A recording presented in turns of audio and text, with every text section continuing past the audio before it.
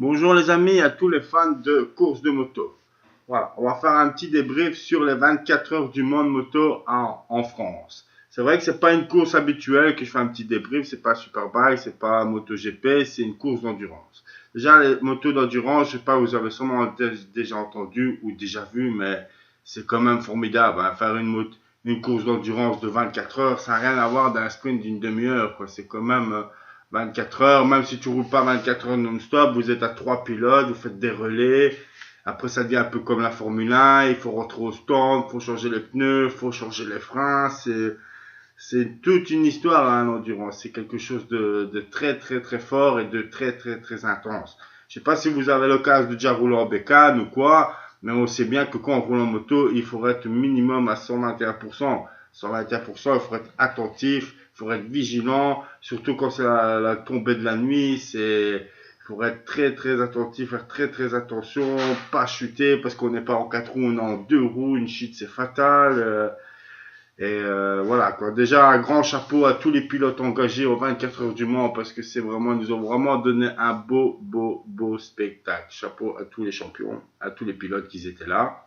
Je voulais vous dire aussi, en fait, j'ai pris la route, j'ai été jusqu'au Mans, je me suis tapé 900 km aller-retour.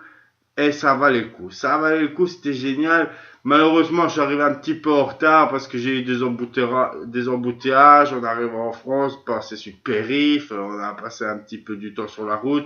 Et j'ai arrivé une demi-heure en retard et malheureusement, j'ai raté le départ. Mais avec la technologie, évidemment, j'ai vu le départ en débrief. Un départ aussi, c'est terrible. Hein. Vous avez déjà vu les gars quand ils sont au bord de la piste et qui courent à fond de balle pour monter sur leur moto, ça aussi, ça, vous devez voir, ça c'est l'histoire des 24 heures du Mans, ça pas commencé hier, c'est génial, quoi. Alors, je voulais d'abord parler par le nombre d'engagés, des motos engagées dans les 24 heures du Mans. Alors, il y a eu attendez, je dis pas de bêtises, je pense qu'il y avait 59 motos, ouais, 59 teams. Donc, le team 333, il est composé de 3 pilotes, comme tous les autres teams, bien sûr.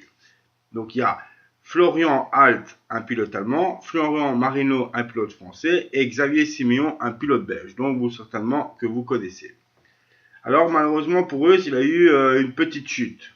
Une petite chute, je veux dire, dans peut-être le début de course avec la numéro 56, la BMW, et la Yamaha 333. Malheureusement, il est tombé. Et alors, il a dû rentrer au stand. Et comme il a rentré au stand, eh ben, ils ont dû faire beaucoup de réparations sur la moto. C'est ça qui lui a causé beaucoup de perte de temps. Il a dégringolé dans le classement. Il s'est retrouvé dans les 50e, presque les derniers.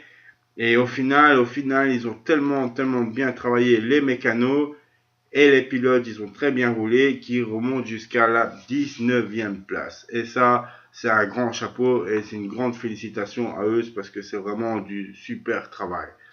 Imaginez-vous un petit peu, vous êtes à leur place, à 2 heures de la course, là, le départ il va de commencer, bam, une chute, bam, démoralisé, dégoûté à mort. Là, et non, 24 heures du Mans, c'est pas comme ça se passe. Hein. Il faut remonter sur la bécane, il faut faire le nécessaire avec les mécanos, il faut tout faire pour la remettre en route, retravailler et finir la course, quoi. En plus, c'est vraiment dommage pour eux parce qu'ils avaient fait une très très belle qualif. Ils étaient pas, je pense qu'ils étaient quand même dans le top 5. Hein. Ils étaient en 5e position, 6e position. Et alors, ils ont fait un très très beau départ aussi. Ça, si vous avez l'occasion de le voir, vous allez voir qu'au départ, après le premier virage, bam, ils sont deuxième. Hein. Ouais, ils sont deuxième. Hein. C'est vraiment un team que j'avais de souligner un petit peu parce que je l'ai vu aux 6 heures de Spa l'année passée, le team 333, et je l'ai vu aussi aux courses de Chimay. J'ai vu le team 333 à Chimay, et c'était un team que je voulais souligner parce que c'est un team que j'apprécie et que je connais et que voilà que je connais un petit peu. Et c'est ce que je voulais dire sur le Yamaha, quoi, sur le team 333. Et aussi, j'ai oublié de vous dire aussi dans les bécanes, dans les bécanes qui étaient engagées, il y avait qu'une seule machine italienne. Il y avait une Aprilia. Il n'y a pas de Ducati, il n'y a pas de d'MV Agusta. C'est dommage, c'est triste parce qu'on aime bien les machines italiennes. Mais ce qui paraît, les Ducati sont pas fiables pour faire des endurances. Ça me fait du mal de dire ça d'une italienne, mais c'est la vérité, quoi. Les Ducati, ils s'engagent pas parce qu'ils sont pas sûrs de la fiabilité. Après, il y avait aussi des teams BMW, vous savez très bien, je vous ai déjà parlé, j'adore la BMW, elle est aussi en endurance, c'est une belle bécane aussi. Malheureusement, les deux BM engagées, il y en a une, c'était la numéro 6, elle a fait la pole position, elle devrait être là, elle devrait être très forte, très forte, très forte. Je pense qu'à 6 heures ou 7 heures de la fin, ben, abandon. Les deux motos, les deux BMW, ils ont eu un abandon. Malheureusement, encore une fois, ça c'est vraiment triste. T'arrives là, t'es motivé, c'est une fois par an, t'as envie de faire les 24 heures du Mans, et paf, ta moto est lâche. Ah là, t'es triste, tu pleures. Il y avait des larmes, hein. Je les ai pas tous vus dans leur paddock, mais il y avait des larmes, quoi. Franchement, c'est dur, quoi. Mais aussi, ils méritent toutes des félicitations. De toute façon, tout le monde, tous les pilotes qui prennent la moto, qui montent sur le circuit, et qui roulent à fond de caisse, c'est génial, hein. Franchement, c'est un grand plaisir. Moi, j'ai été là, je les ai vus rouler pendant la nuit, je les ai entendus, ça fait un boucan incroyable. Il y a eu plusieurs safety cars, on les voit passer à ralenti. Évidemment, tu les vois pas comme à la TV, mais c'est le fait, quoi. C'est le fait que tu entends les bécanes, tu les vois passer dans des virages, pencher le genou, c'était terrible, quoi. Alors maintenant, je vais vous parler un petit peu du classement.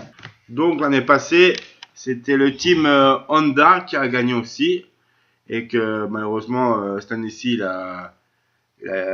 n'a pas su perforer ce qu'il avait fait l'année passée. Et l'année d'avant, en 2017, je pense que c'était le GMT 94 de Christophe Guillot qui avait gagné en 2017 la 24 heures du Mans. Voilà pour une petite info du passé. Alors le classement, la troisième place. La troisième place du classement, c'est la Suzuki. C'est la Suzuki du team Endurance Racing Team qui finit en troisième position. Évidemment, t'as le podium, c'est bien. J'ai vu un petit peu l'interview du mec, c'est bien, mais bon, tu vas pas là pour la troisième place. Enfin, en même temps, moi, je fais 24 heures, je suis troisième, je monte sur le podium après une pause de 24 heures. Ben évidemment, je bois le champagne, je fais la fête et tout, hein, mais c'est vrai que c'est pas gagné, quoi. Ils ont pas gagné. J'ai pas bien suivi, mais bon, ils étaient là, ils ont roulé. Et malheureusement, bah, ils finissent troisième. Malheureusement ou heureusement, c'est bien quand même, quoi, hein. Donc après, c'est tout un suivi de Team Endurance. C'est un autre championnat, c'est un autre team. Donc troisième place, c'est bien. Franchement, c'est déjà cool. Et en deuxième place, franchement, c'est le team qui méritait de gagner. C'est le team qui méritait de gagner et je vais vous expliquer un petit peu pourquoi. Je sais pas si vous avez vu. Moi, j'ai suivi, hein, j'ai regardé, mais je vais vous dire, j'ai pas regardé, je suis pas resté les 24 heures au Mans. Non, je suis retourné chez moi, il était 1h, 2h au Mans. Je suis retourné, il était 1h, 2h au matin. Et donc, je suis arrivé, j'ai regardé un petit peu la fin chez moi. Et pour moi, le team, tu peux pas dire qu'il y avait du mérite. Parce que dans les 24 heures du Mans, comment expliquer, il y a tout qui joue. Il y a la mécanique, il y a l'endurance des pilotes, il y a la chance, il y a tout qui joue. C'était le team Honda Racing Team qui finit en deuxième place, la numéro 111, avec des pilotes comme Yoni Hernandez qui était en MotoGP, vous avez sûrement déjà entendu. Il était en GP, il est repassé en Moto 2. Bon, c'est un pilote il a fait le GP. Un autre pilote qui était en GP aussi, c'est Randy Depugné. Et franchement, il a fait le forcing. Ça fait plusieurs fois que le mec Randy Depugné, il échoue, quoi. Il échoue aux 24 heures et il finit toujours sur des podiums et il n'arrive pas à la gagner. Et il n'arrive pas à conclure, quoi. Mais je sens qu'il va arriver. C'est un fighter, je vois qu'il est là pour gagner les 24 heures du Mans et il va y arriver, hein. Je suis sûr, je sais pas si l'année prochaine ou dans 2 ans, mais de toute façon, c'est tout le mal que je lui donne, quoi, qu'il essaye de gagner, hein. Donc c'était la Honda Endurance Racing Team qui se retrouve en deuxième place. Je voulais vous dire aussi, en fait, il a fait une petite chute pendant la nuit et il a remonté. Il a fini, il a remonté tout de suite et il s'est retrouvé encore deuxième et il s'est bataillé. Et le pire dans tout ça, c'est qu'à 10 minutes de la fin, il était revenu, hein, il était premier, hein, à 24 heures, il restait 10 minutes, hein, les 10 dernières minutes de la fin, il restait 10 minutes. Non, même moi, je lui dis, je l'avale pas, quoi. Paf, safety car, donc tous les pilotes regroupés, tout ça. Mais bon, quand la safety car est là, c'est comment expliquer, c'est pas comme en grand Formule 1, hein, c'est bombe full attaque direct. Et alors, il y avait la Kawasaki du team SRC en France, qui l'a dépassé. Il a dépassé Yoni Hernandez. Et c'est le team Kawasaki qui a gagné les 24 heures du Mans. Ouais. Ça a été le Kawasaki qui a gagné les 24 heures du Mans.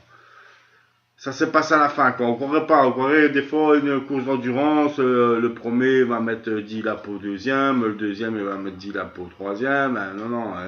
Là, franchement, d'ailleurs, le troisième pilote, il était à un tour. Et les deux premiers, ils se battaient pour la gagne, quoi, jusqu'aux 10 dernières minutes, quoi. Ah ouais, c'est vraiment triste pour le team Honda Racing Endurance pour le team Randy Depunier.